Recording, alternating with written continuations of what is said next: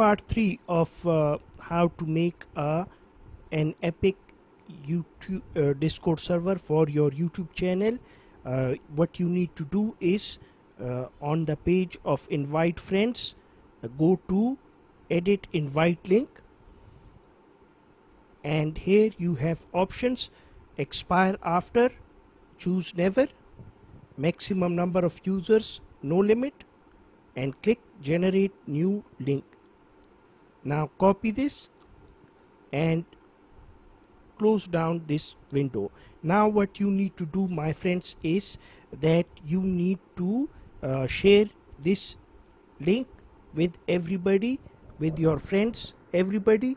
And what I'm going to do is just paste it over here in the general section, and later on I'll tell you what to do with this link, because it is very, very important.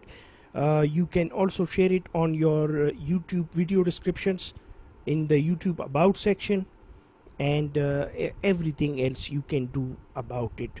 So part 4 coming right up, my friends.